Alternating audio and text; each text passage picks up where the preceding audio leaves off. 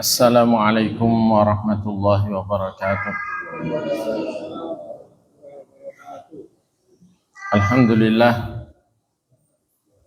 Alhamdulillahi wahdah.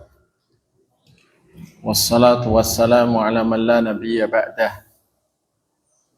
Wa ala alihi wa sahbihi wa man tabi'a hudah ila qiyamis sa'ah. Wa ashhadu an la ilaha illallah wahdahu la syarikalah.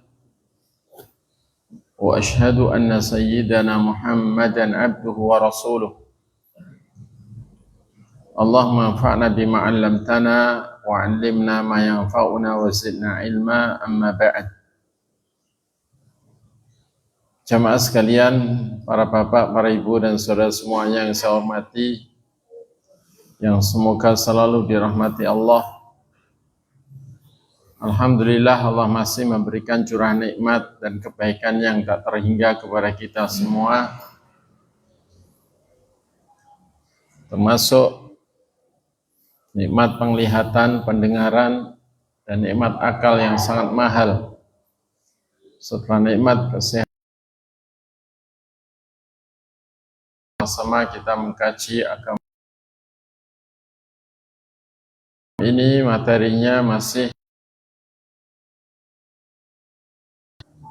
materi ahkamul janaiz, ketentuan-ketentuan berkaitan dengan jenazah atau penyelenggaraan jenazah. Dan dahulu sudah kita kaji bersama bahwa di antara hal yang dianjurkan ketika saudara kita atau seorang muslim itu meninggal adalah kita pejamkan matanya, kemudian kita doakan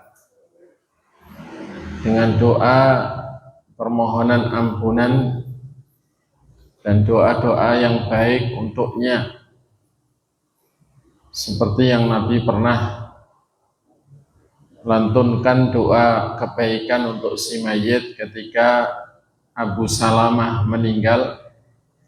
Beliau memejamkan mata Abu Salamah, kemudian beliau berdoa, Allahumma ighfir li Abi Salamah warfa' darajatahu fil mahdiyyin wakhlufhu fi aqibih fil ghabirin waghfir lana wa lahu ya rabbal alamin wafsah lahu fi qabrih wa nawwir lahu fi. Ya Allah, ampunilah untuk Abu Salamah, angkatlah derajatnya dan jadikan ia termasuk orang-orang yang mendapatkan petunjuk, yakni di kalangan orang yang dapat petunjuk, dan berilah ganti yang lebih baik bagi anak keturunannya, dan ampunilah kami dan dia, wahai Rabb semesta alam, lapangkanlah kuburnya dan terangilah kuburnya. Atau juga boleh dengan doa-doa yang lain yang berisi kebaikan untuk si mayit, terutama kebaikan dalam menghadapi alam yang baru, yakni alam kubur, dan juga kebaikan akhiratnya. Kemudian yang ketiga, mengikat dagunya agar tidak terbuka mulutnya. Kemudian yang keempat, menutupinya dengan kain dari ujung rambut sampai ujung kaki, ditutup sambil menunggu penyiapan tempat pemandiannya. Jadi tidak dibiarkan terbuka begitu saja, tapi ditutupi. Dan ini adalah untuk menjaga aib-aibnya, karena namanya orang meninggal keadaannya belum tentu bagus dilihat, belum tentu nyaman dipandang, maka ditutup. Dan bahkan Nabi Shallallahu Alaihi Wasallam ketika wafat kondisinya sangat bagus, beliau pun juga ditutupi dengan selimut beliau, selimut yang termasuk bagus, yakni bergaris-garis merah bikinan Yaman. Kemudian yang kelima, dianjurkan bersegera mempersiapkan mayat untuk dimandikan, dikafani, disolatkan, dan untuk segera bisa dikuburkan. Karena Nabi mengatakan asri'u bil janazah fa in taku salihan fa khairun tuqaddimunaha wa iyyaku siwa dzalik fa syarrun tad'unahu an riqabikum. Percepatlah pengurusan jenazah jika ia orang soleh, jika ia orang baik di antara kalian, maka penyegeraan untuknya adalah kebaikan baginya yang kalian percepat untuknya. Namun jika ia orang yang bukan demikian alias tidak baik, maka itu adalah keburukan yang kalian lebih cepat meletakkannya dari pundak kalian. Artinya tanggung jawab kalian terhadapnya segera selesai juga,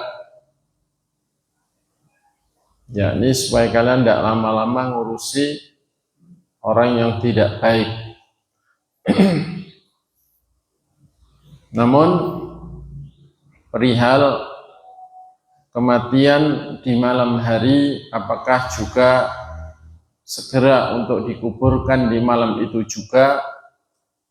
Maka para ulama ada beda pendapat dalam hal itu. Adapun apa yang dijelaskan oleh Syekh Muhammad Nasiruddin Al-Albani rahimahullahu ta'ala, maka kalau tidak keadaan darurat atau menyerupai darurat dan tidak ada mudarat ketika ditunda dikuburkan besok paginya, maka sebaiknya ditunda untuk dikuburkan di pagi harinya. Dan hal itu didasarkan kepada hadis Nabi, la tadfanu mautakum bil-lail hatta yusalla alaihim. Janganlah kalian menguburkan orang-orang yang mati di antara kalian di malam hari hingga banyak yang nyolati. Tapi kalau dimungkinkan semua yang diharapkan datang mensolatkannya sudah datang dan sudah mensolatkannya, dan sudah cukup banyak, walau ditunda besok mungkin tidak bertambah jumlah yang mensolati, maka illah dari hadis itu pun bisa atau menjadikannya tidak berlaku larangan mengubur di malam hari. Meskipun umumnya kalau tetap dimakamkan atau dikuburkan di malam hari, biasanya yang nyolati tidaklah banyak, karena orang-orang yang jauh kadang-kadang malam itu tidak berani keluar malam, apalagi agak jauh. Terus juga kadang-kadang sudah terlanjur istirahat atau tidur sehingga tidak mendengar berita tentang kematian seseorang dan sebagainya. Karena itu hadis itu perlu menjadi pertimbangan, dalam artian untuk tidak menyegerakan penguburan, apalagi ketika orang-orang yang biasanya semangat untuk mensolatkan jenazah itu belum pada datang. Yang diharapkan datangnya itu belum pada datang.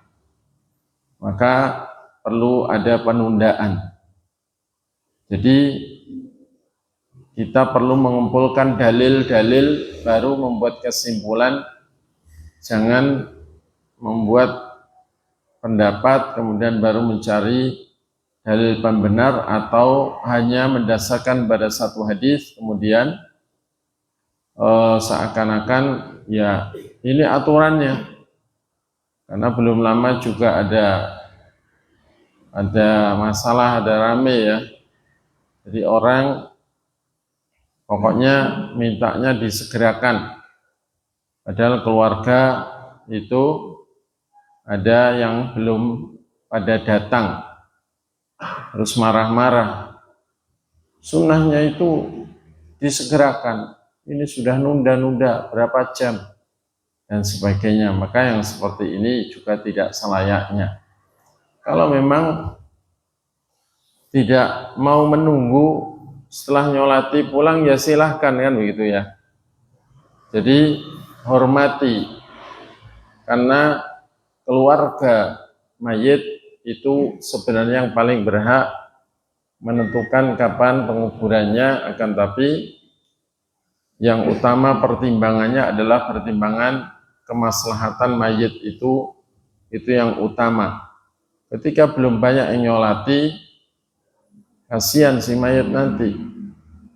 Kalau bisa si mayit itu yang nyolati paling tidak 40 orang yang tidak menyekutukan Allah, supaya mendapatkan keutamaan sebagaimana disampaikan Nabi bahwa apabila jenazah muslim itu disolatkan oleh 40 orang yang tidak menyekutukan Allah, maka niscaya diampuni dosa-dosanya.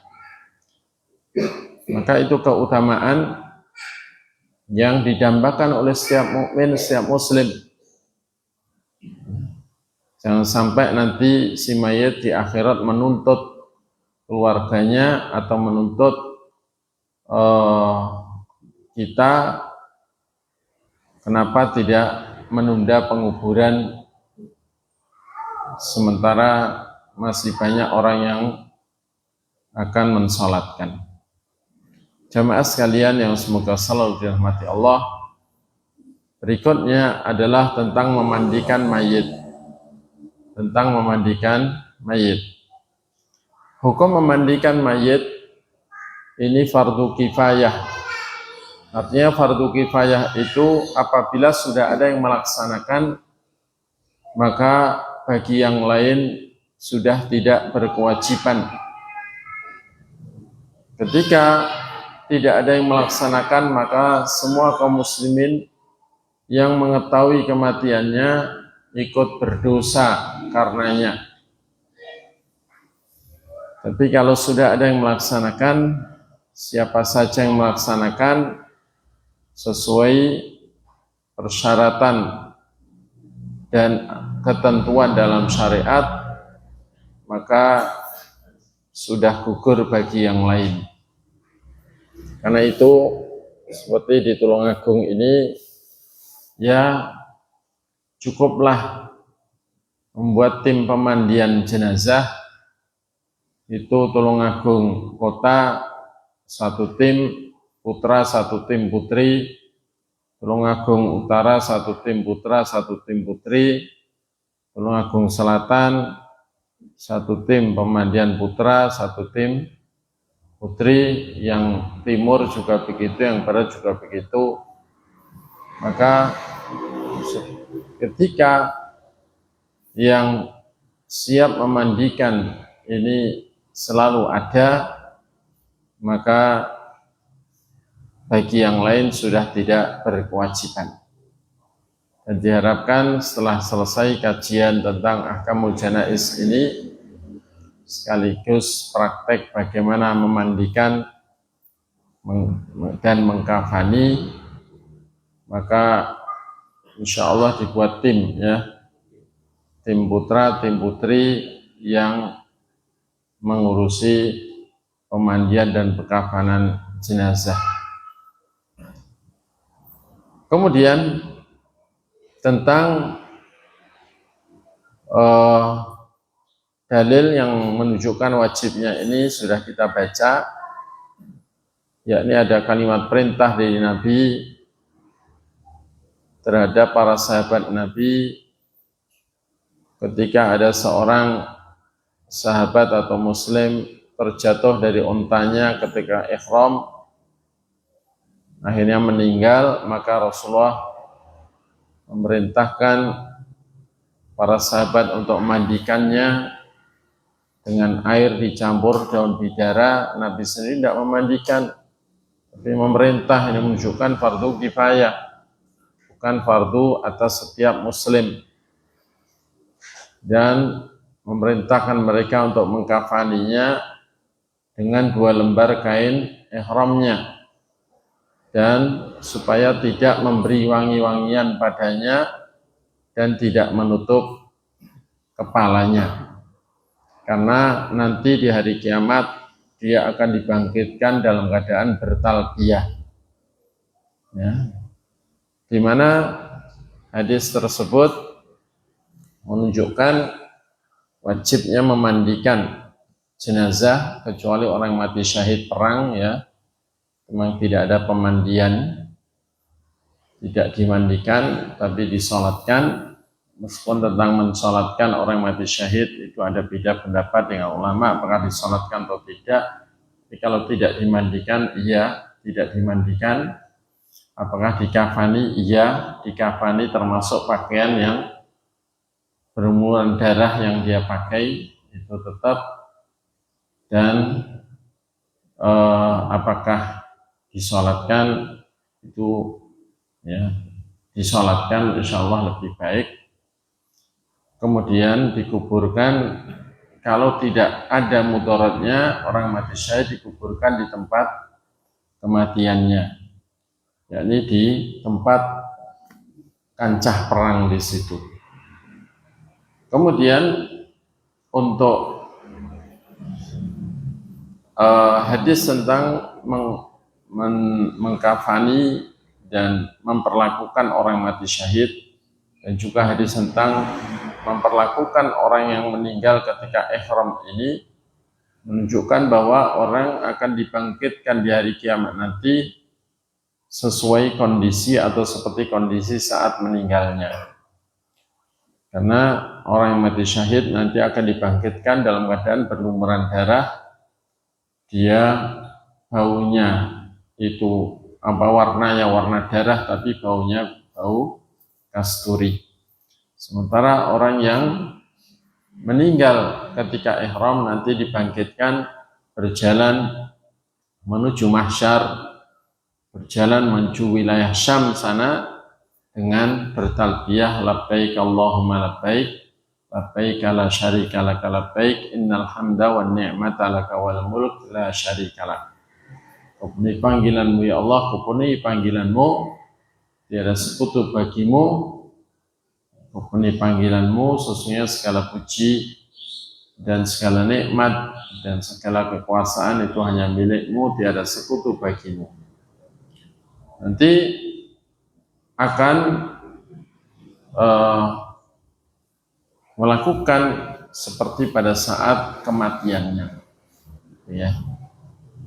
Tapi tidak usah tanya kalau ada penyanyi mati ketika nyanyi, ya. Apakah nanti ketika dibangkitkan terus berjalan ke mahsyar sambil nyanyi-nyanyi? Tidak usah ditanyakan, ya. Wallahu a'lam. Tapi kira-kira ya tidak nyanyi karena nggak seneng gitu loh, ya. Karena nggak ada seneng nyanyi saat hari kebangkitan, ya. Orang yang mati di atas dosa, na'udzubillah dzalik, atau su'ul khatimah, itu dibangkitkan dalam kondisi seperti saat meninggalnya, tapi yakni maksudnya mendapati kesedihan dan penyesalan terhadap dosa yang dia lakukan di akhir hayatnya itu dan dihinakan karenanya. Baik. Kemudian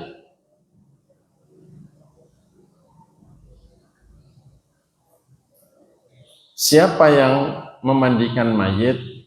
Yang memandikan mayit hendaklah atau hendaknya orang yang paham fikih pemandian mayit. Karena kalau nggak paham fikih memandikan, boleh jadi pokoknya diguyur, disemprot, ya, digerujuki, bahkan kadang-kadang nggak dihitung. Kalau di kampung, sebagian kampung ya, itu kampung orang-orang awam, kadang keluarga itu dari keluarga saudara-saudari semuanya bawa ember berisi air, semuanya ikut guyur. Nah ini kan akhirnya nggak dihitung berapa kali guyuran, berapa kali pemandian, padahal Nabi memerintahkan jenazah itu supaya dimandikan 3 kali atau 5 kali atau ya lebih dari itu jika memang dipandang perlu, tapi dengan hitungan ganjil, itu sebagaimana Nabi ketika menyuruh para wanita memandikan putri beliau, yakni Zainab, ketika meninggal, sebagaimana dalam riwayat Bukhari hadis yang ke-1258 dan juga Imam Muslim hadis yang ke-939. Jadi supaya memandikan itu orang yang paham fikih memandikan jenazah. Kemudian lebih diutamakan jika dari kalangan kerabatnya mayit. Karena kerabat itu lebih bisa menjaga aib. Karena diharapkan kalau kerabat, apalagi kerabat dekat, itu dia menjaga, tidak membicarakan aib yang dilihat dari jasadnya si mayit. Ya. Karena kalau orang lain itu kadang-kadang apa saja yang ada pada mayit itu kadang-kadang diceritakan ke orang lain. Nah itu ketika itu aib maka dosa, ya, menjadi ghibah, ngerasani mayit. Maka supaya tidak terjadi ngerasani mayit, membicarakan keburukan yang ada pada fisiknya mayit, maka yang mandikan orang yang amanah, terpercaya, bisa menjaga aib, dan diharapkan dari kerabat dekatnya. Itu kalau ada. Kalau enggak, ya paling enggak orang-orang yang amanah dan siap menyimpan rahasia aib jenazah. Karena ketika mandikan, kok tidak bisa menyimpan aibnya, maka pahala memandikannya jadi hilang atau tidak ada, bahkan bisa minus alias berdosa. Kemudian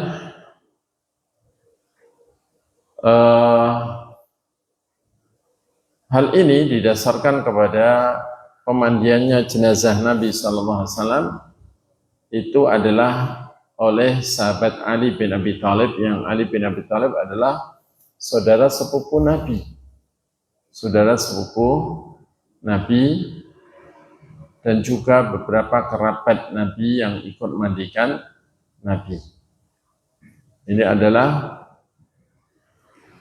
sebagaimana disebutkan oleh Ali bin Abi Thalib radhiyallahu anhu, wasaltu Rasulullah SAW fadhahabtu anzuru ma yakunu minal mayyit walam ara syai'an wa kana tayyiban hayyan wa mayyitan wa waliya dafnahu wa ijnanahu dunan nasi arba'ah, Ali bin Abi Thalib wal Abbas wal Fadl bin Abbas wa Salih maula Rasulillah SAW wa ulkhida li Rasulullah SAW lahdan wa nusiba alaihi labin nasban.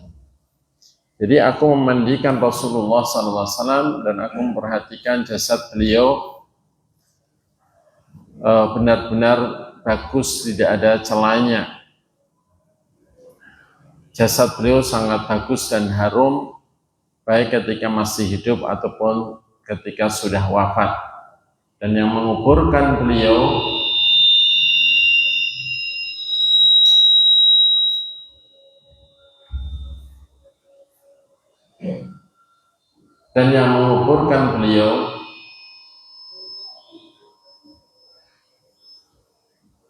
dan menutupi beliau dari pandangan orang-orang ada 4.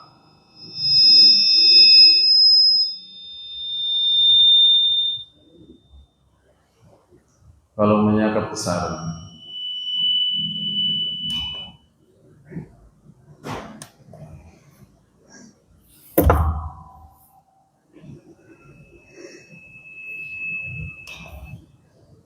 Ya bisa dikurangi.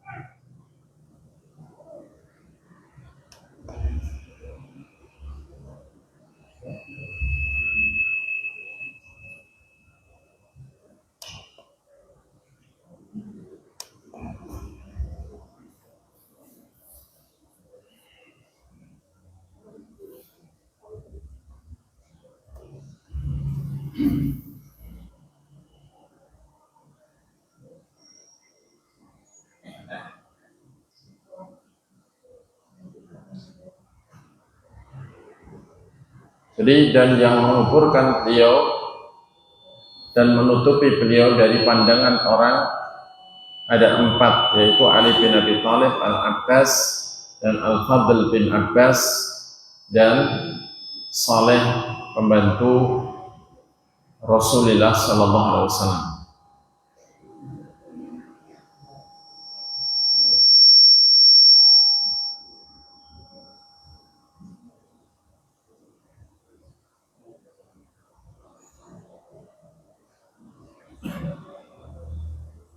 Dan aku juga membuat dan dibuatlah liang lahat untuk Rasulullah SAW dan di atasnya diletakkan batu bata atau ditancapkannya batu bata, jadi sebagai patokannya. Ini hadis riwayat Ibnu Majah, hadis yang ke-1467, dinyatakan sahih oleh Syalbani dalam Sahih Ibnu Majah.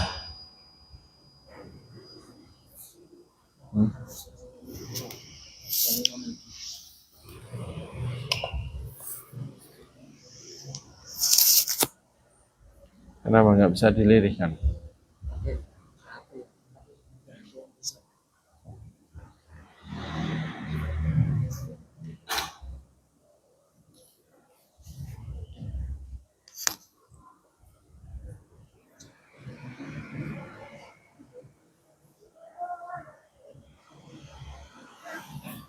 Baik. Dan yang wajib memandikan jenazah laki-laki adalah laki-laki. Sedangkan jenazah wanita yang memandikan wajib wanita, kecuali pasangan suami istri boleh saling memandikannya.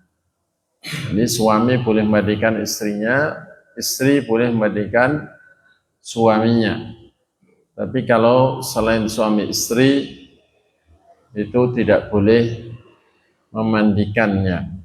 Harus sesama jenis yang memandikannya ketika bukan suami terhadap istrinya atau istri terhadap suaminya.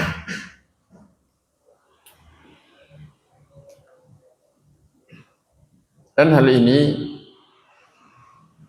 karena masalah menjaga aurat dan supaya auratnya tidak dilihat oleh orang yang memandikannya dari lain jenisnya. Rasulullah SAW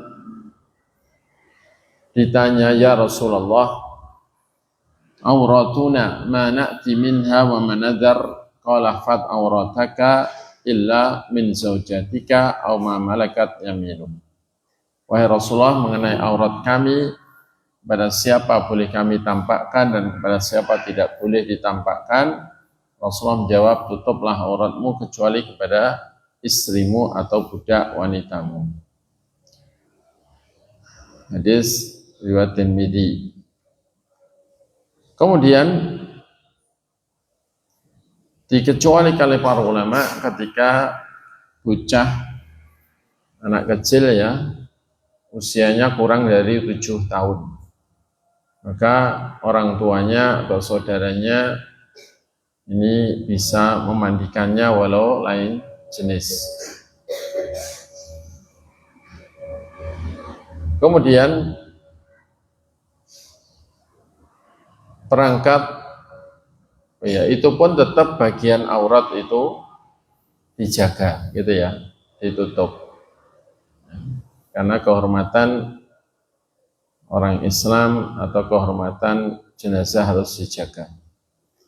Kemudian perangkat memandikan mayit yang dibutuhkan dalam memandikan mayit itu diantaranya sarung tangan atau kain untuk dipakai orang yang mandikan agar terjaga dari najis, dari kotoran, dari penyakit, ya. Dan perlu juga kalau pakai masker penutup hidung juga untuk menjaga orang yang mandikan agar terjaga dari penyakit.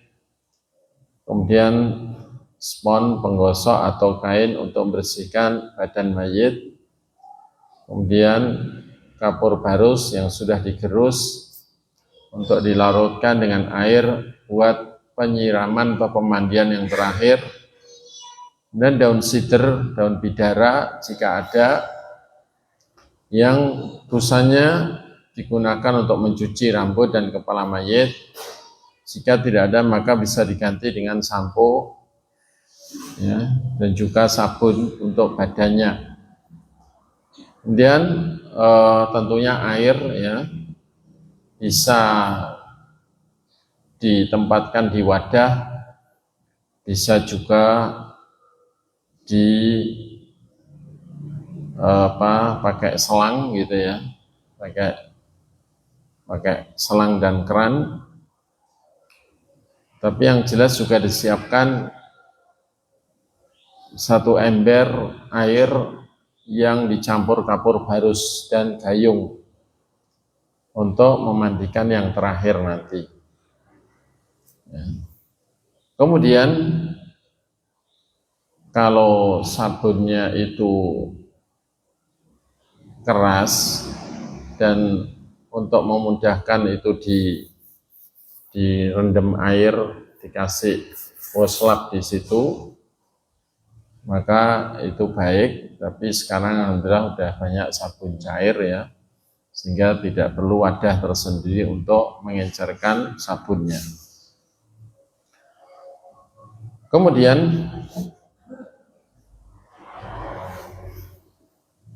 kain untuk menutupi aurat mayit, bisa jarit, bisa sarung, bisa kain, intinya yang tidak transparan ya, dimana nanti kalau laki-laki itu antara pusat dengan lutut tetap kondisi ditutupi ketika pemandian ya. Kemudian kalau jenazah wanita mulai leher sampai tengah betis itu juga tetap berusaha ditutup.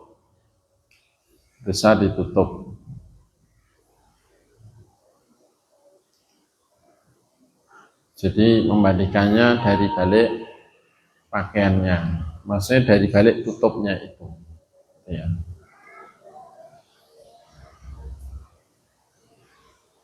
Kemudian handuk disiapkan untuk mengeringkan setelah pemandian, atau paling tidak itu mengurangi basahnya. Kemudian plester bila dibutuhkan untuk menutupi luka yang ada pada mayit. Jadi kalau memang ada luka-luka perlu plester supaya darahnya nggak keluar terus, itu disiapkan plester. Gunting kuku, ya, karena kuku mayit ini perlu yang kalau panjang dipotong. Ya.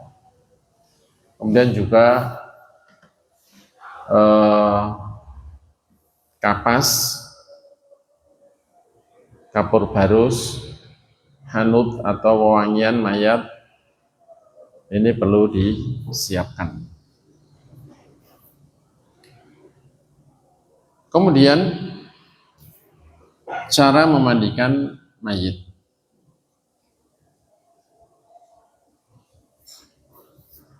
Ini Isya ya. Monggo adzan dulu.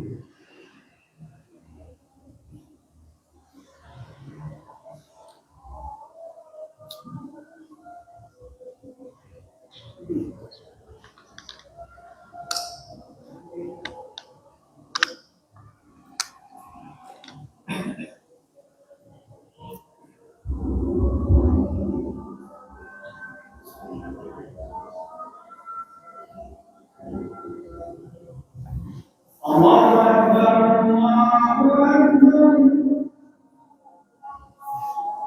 Allahu Akbar.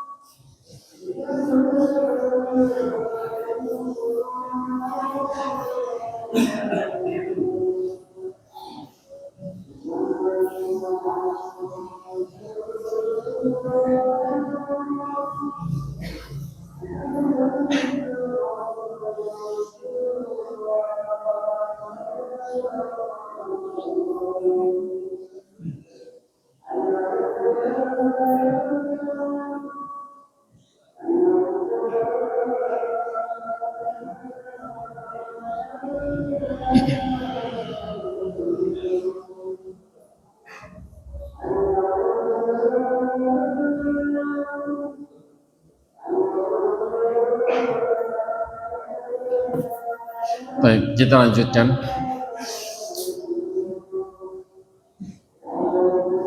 Tentang cara mandikan mayit. Pertama, kalau memungkinkan, maka mayit itu dilemaskan dulu persendiannya. Dilemaskan persendiannya dengan cara kalau tangannya dibentangkan terus ditekuk, kembalikan mungkin 2 kali atau 3 kali, ya, supaya tidak kaku dan itu memudahkan untuk memandikannya. Kemudian untuk kaki juga begitu, jadi ditekuk, kemudian dibentangkan lagi, ditekuk, dibentangkan, sehingga nanti mudah untuk memandikannya. Dan ini terutama kalau sudah mulai kaku, tapi kalau barusan meninggal biasanya masih lemes sehingga tidak perlu melakukan hal itu. Ini sebagaimana yang disampaikan oleh Syekh Abdullah bin Jibrin, yang mengatakan amma talyinu ma fasilih wal hikmah bidzalik antalina indal ghusli. Adapun melemaskan persendiannya, maka hikmahnya dalam hal itu adalah supaya lemes, lembut ketika pemandiannya. Kemudian supaya berlaku lembut, bersikap lembut kepada mayit, jangan sampai mematahkan tulang atau bersikap kasar seperti orang yang tidak menghargai saudaranya, tidak menghormati saudaranya. Karena Nabi SAW pernah bersabda dalam hadis yang diriwayatkan oleh Imam Abu Dawud, hadis yang ke-3207, niatan Sahih Al-Syalbani dalam Sahih Abu Dawud, Nabi mengatakan kasru admil mayyiti kakasrihi hayyan. Jadi mematahkan tulang orang yang sudah meninggal itu hukumnya sama dengan mematahkannya ketika masih hidup. Jadi ini bukan menunjukkan mayat itu masih merasakan sakit, tapi hadis ini menunjukkan bahwa orang yang meninggal itu punya kehormatan yang sama seperti ketika masih hidupnya, sehingga memperlakukan jenazah dengan kasar itu seperti memperlakukan jenazah seperti memperlakukan orang yang masih hidup dengan kasar. Misalnya ketika melepas pakaiannya, ketika mengangkatnya, menurunkannya, ini ketika dengan kasar, maka ini sama dengan tidak menghargai saudaranya. Padahal seorang muslim walau sudah meninggal kehormatannya sama seperti ketika masih hidupnya. Dan bahkan kalau sampai cedera itu berarti kedzaliman, ya, kedzaliman terhadap saudaranya. Walau boleh jadi dia tidak merasakan itu, tapi dosanya sama dengan ketika mendoliminya saat masih hidup. Ini penting diperhatikan. Kemudian, jadi Nabi mengatakan mematahkan tulang orang yang sudah meninggal hukumnya sama dengan mematahkannya ketika masih hidup. Jadi ada ganti rugi juga, gitu ya. Ada dosa dan ada ganti rugi kalau nggak sengaja. Kemudian melepas pakaiannya yang melekat di badannya. Ini sebagaimana dikatakan disampaikan oleh Syekh Abdullah bin Jibrin, qat'u thiyabihi, yakni athiyab allati mata fiha yusannu an tukhla'a sa'ata mautihi wa yustaru bi rida au nahwi. Jadi tentang melepas pakaian mayit itu maksudnya adalah pakaian yang dipakai pada saat meninggalnya, maka itu disunahkan untuk dilepaskan setelah meninggalnya, kemudian ditutupi dengan selimut atau semisalnya. Ini sebagaimana dalam Ad-Durar Al-Mubtakirat Syarah Akhsaril Mukhtasarat juz 1 halaman 424. Kemudian untuk orang yang meninggal dunia ketika ihram itu tidak boleh ditutup wajahnya dan kepalanya walau dalam masa penantian pemandiannya. Bahkan nanti ketika dikafani pun kepala tetap tidak ditutupi. Ya. Kepala, wajah tidak ditutupi. Kemudian cara melepas pakaiannya, jika memang sulit dengan melepas biasa, maka bisa menggunakan gunting. Intinya supaya semua pakaiannya lepas. Dan ketika mau mengambil pakaian yang menutupi auratnya, maka supaya ditutupi dulu di bagian atasnya itu dengan kain selimut atau sarung atau yang semisalnya. Intinya supaya ketika pakaian dilepas, aurat itu tetap terjaga dari pandangan orang, ya, atau pandangan orang yang mandikannya walau sesama jenis, Kemudian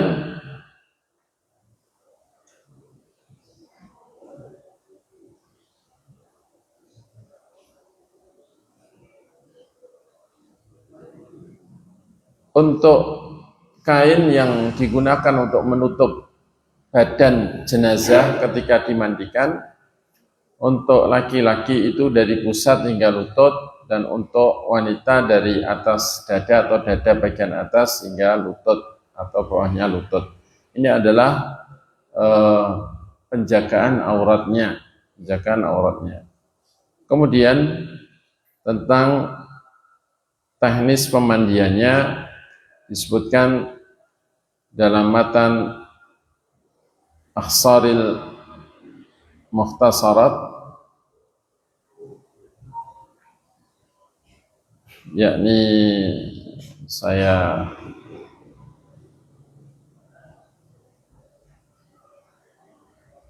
tidak usah kita baca lafadznya Arabnya ya, langsung kita terjemah bebas saja ya. Yakni pertama berniat, jadi orang yang mandikan ini harus berniat dan membaca basmalah.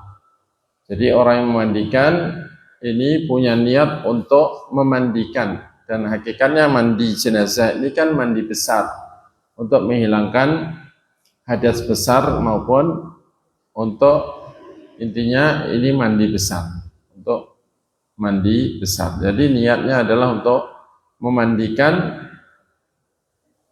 dengan pemandian mandi besar seperti mandi jinabat atau seperti mandi untuk menghilangkan hadas besar, dan membaca bismillah.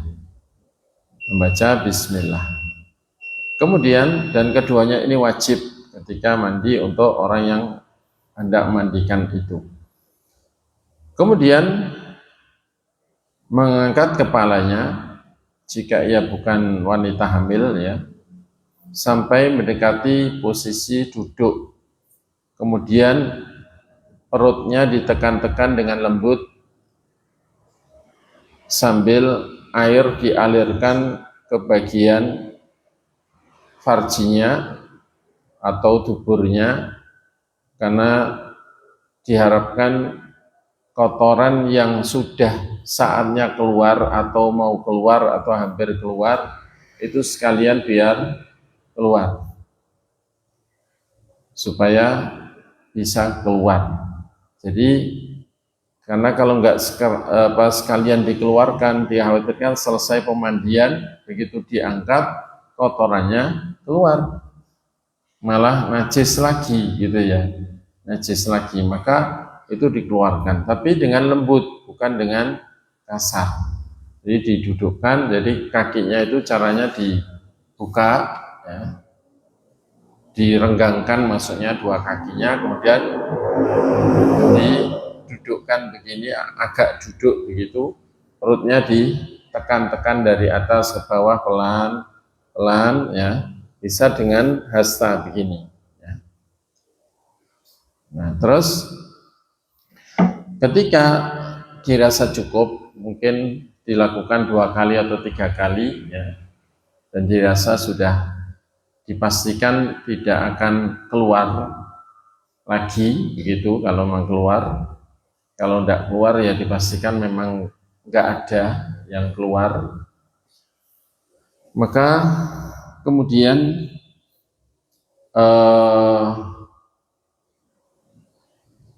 orang yang memandikan ini melapisi tangannya dengan sarung tangan atau dengan kain untuk membersihkan kubul dan duburnya, Jadi untuk nyawii istilahnya, ya. Sambil yang enak itu sebenarnya pakai selang itu, selangnya dimasukkan begini, ya, sambil digosok-gosok, kemudian kalau sudah dirasa bersih dari kotoran, terus bagusnya disabun sekalian. Jadi tangan ini dikasih sabun, ya, kemudian untuk nyabuni bagian kubul dan duburnya, ya. Maka setelah itu dibilas lagi, setelah dirasa sudah cukup, maka dilakukanlah proses berikutnya, yakni diwudukan. Namun sebelum itu perlu yakni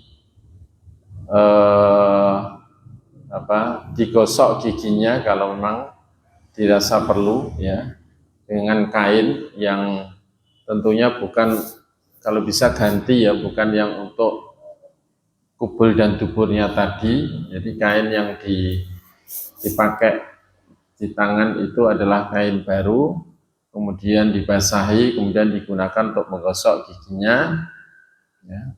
Kemudian setelah itu tanpa dikumuri, dalam artian tanpa dimasukkan air ke mulutnya, karena bisa masuk ke tenggorokan atau kerongkongannya, ya, yang nanti dikhawatirkan itu bisa menyebabkan kalau ada pendarahan di dalam itu, nanti setelah dimandikan malah menyebabkan darah itu mengalir keluar dari mulutnya atau hidungnya, ya. Nah, juga intinya dibersihkan itu, kemudian setelah itu baru diwudukan, ya. Diwudukan seperti wudhu untuk sholat, kemudian setelah itu kepalanya itu diguyur 3 kali sambil disela-sela dengan jari supaya sampai ke kulit kepala. Setelah itu dimandikan tubuh bagian kanan, kemudian tubuh bagian kiri, ya, tubuh bagian kanan sekaligus belakang, dan tubuh bagian kiri dari atas, ya, sampai kaki itu sekaligus bagian belakangnya.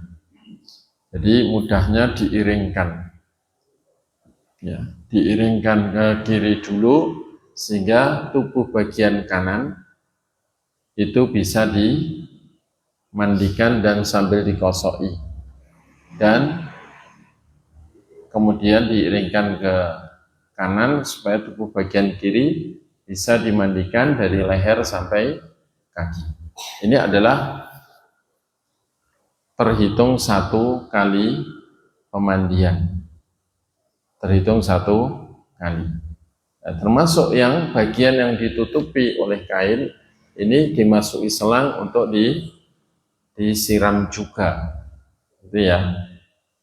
Jadi berusaha serata mungkin air itu mengguyur sekujur tubuhnya, tapi diawali dari kanan, kemudian baru yang kiri. Setelah itu baru disampo, disabun sambil dikosok-kosoki rata, kemudian dilakukanlah pemandian yang kedua, sekaligus untuk menghilangkan sampo dan sabunnya. Jadi kepala diguyur kanan, tengah, kiri sambil dikosok-kosok, wajahnya diiringkan supaya dan hidungnya ditutup, mulutnya ditutup, disemprot biar apa? Sabunnya bersih tapi hidung dan mulut tidak kemasukan air. Kemudian badan sebelah kanan sampai kaki, terus badan sebelah kiri sampai kaki, sekaligus bagian belakang. Nah, dengan itu berarti sudah 2 kali pemandian. Kemudian yang ketiga baru diambilkan, kalau ingin 3 kali cukup, maka yang ketiga itu diguyur dengan gayung dari air yang ada di ember yang sudah dicampur kapur barus yang diserbukkan. Itu disiramkan dari kepala, wajah, ya, tapi hidungnya dan mulut ditutup, kemudian badan sebelah kanan sampai kaki, kemudian badan sebelah kiri sampai kaki. Maka dengan itu sudah selesai pemandian 3 kali. Ya. Tapi kalau sekiranya 3 kali itu belum cukup, ya silahkan ditambah lagi yang keempat, kemudian yang kelima menggunakan air yang dicampur kapur barus tadi. Gitu ya. Jadi inilah gambaran memandikan jenazah. Kemudian setelah itu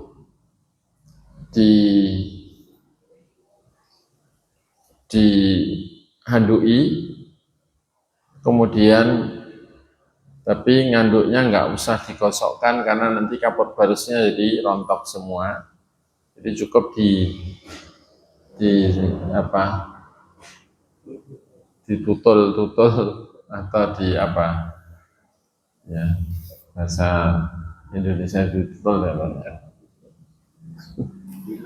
ya, intinya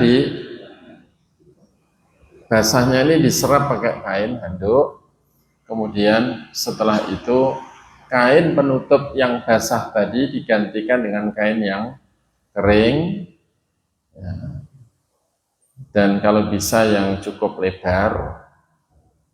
Kemudian setelah ditutupkan baru kan yang basah ditarik dari bawah sehingga aurat tetap terjaga. Aurat tetap terjaga. Kemudian setelah itu tentunya yang di sana ada yang menyiapkan kafan, dan ketika sudah siap maka jenazah ini diangkat dengan terjaga auratnya. Dalam artian bagian aurat itu dibungkus kain terus diangkat. Hati-hati, kadang-kadang kalau kainnya kurang lebar dan tidak dibungkuskan begitu, ketika diangkat ini aurat bagian bawah itu kelihatan, ya, apalagi ngangkatnya ini melewati kumpulan orang, apalagi orang yang ngumpul itu duduk begini, itu diangkat kadang-kadang aurat bagian bawah kelihatan. Nah, itu jangan sampai terjadi. Jadi aurat saudara kita ini amanah yang harus ditutupi, karena kalau tidak maka kita akan berdosa dan bertanggung jawab di akhirat nanti. Bahkan pahala memandikannya juga bisa hilang ya, kalau tidak menjaga aurat saudara kita. Kemudian setelah itu nanti diletakkan di tempat pengkafanan itu, kemudian dibungkus ya dengan kafan. Nah, teknis mengkafaninya seperti apa nanti insya Allah bisa dipraktekkan ya. Tapi sebelum dibungkus kafan dipastikan kukunya yang panjang dipotongi, kumisnya yang panjang ditipiskan ya. Kemudian untuk wanita kalau rambutnya panjang maka disunahkan untuk dikepang menjadi 3 kepangan dan kemudian ditaruh di belakang kepalanya. Ini hal-hal yang insya Allah bisa dibayangkan, dipahami, dan nanti insya Allah ketika praktek ya itu menjadi lebih jelas insya Allah ta'ala. Nah prakteknya itu pakai orang apa pakai boneka? Orang. Hah? Ya. Pakai manekin itu kan bisa. Kemudian kalau pakai boneka bisa pakai air ya kan. Kalau pakai orang ya bisa juga pakai air, tapi ya, kasihan. Ya. Ini mungkin dari pemandian sebelum masalah mengkafani itu ada pertanyaan, silahkan. Mengenai orang yang mati terbakar harus dimandikan juga. Mati terbakar. Kalau jasadnya masih utuh ya dimandikan. Tapi kalau sudah kalau dimandikan mengupas. Iya, karena terbakar kan dia melepuh. Oh ya. Jadi intinya kalau masih memungkinkan dimandikan maka harus dimandikan. Kalau tidak memungkinkan maka cukup ditayamumkan. Pernah ada kejadian satu teman saya terbakar. Ya. Setelah itu dilarikan ke rumah sakit, meninggal dari pihak rumah sakit. Jadi situasinya belum dimandikan, tapi sudah di frozen menjadi saudaranya. Itu setelah di frozen bisa dimandikan. Dari kita sendiri juga nggak tahu, dari pihak medis kan setelah dilarikan ke rumah sakit dikabarkan meninggal, akhirnya di frozenkan dulu nunggu saudaranya anaknya ada. Ya. Ya kalau itu seandainya terjadi, mudah-mudahan tidak terjadi lagi ya. Walau sudah maksudnya kondisi itu terbakar atau meninggal biasa? Terbakar. Terbakar. Ya, pokoknya kaidahnya kalau memang dengan dimandikan jasad itu tambah rusak, gitu ya. Berarti tidak memungkinkan untuk dimandikan. Maka ditayamumkan. Tapi kalau dengan dimandikan tidak menambah rusaknya jasad itu, maka harus dimandikan. Itu pertimbangannya. Jadi kalau dengan dimandikan kulitnya jadi terkelupas, darahnya di keluar, maka tidak dimandikan. Meskipun dulu ya mungkin belum tahu ya, zaman paman saya, adiknya bapak saya itu dibunuh PKI ya, itu di Sumatera sana, di Lampung, itu ya hancur tubuhnya gitu ya. Jadi tidak hanya dibunuh, bahkan sebelum dibunuh dipicis, dipotong-potong, ya. Jadi sehingga ditemukan ya sudah dimutilasi begitu. Nah, saat itu pemandiannya ya orang dulu yang diadai irek begitu, kemudian diguyur air gitu. Terus setelah itu sekira darahnya itu udah, ya tentu darahnya akhirnya keluar semua ya. Itu akhirnya dikafani tapi dilemei plastik mungkin ya. Intinya terus ditata di situ, dibungkus. Jadi memang orang komunis memang kejam ya, nggak beragama. Kalau kondisi seperti itu sebenarnya nggak harus dimandikan. Apalagi insya Allah syahid, ya, itu ya tidak perlu dimandikan. Baik, mungkin satu lagi pertanyaan.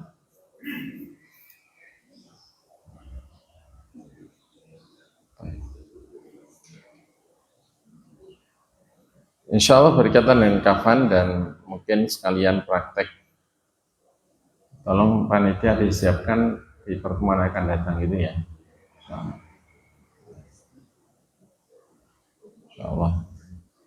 Jadi kalau jenazah laki-laki selain orang yang meninggal ketika ihram ya, itu bagusnya pakai 3 lembar kain, jadi lapis 3, sebagaimana Nabi di kafani dengan 3 lembar kain. Kemudian kalau kafan untuk wanita itu ditambahi yakni kerudung atau jilbab, jubah, sama izar atau sarungnya gitu ya. Maksudnya gamis, sarung, gamis, dan kerudung. Berarti menjadi, terus setelah itu 2 lapis di luarnya, berarti 5 lapis. 5 lapis. Itu insya Allah disiapkan kainnya sekaligus apa ya, calon mayatnya.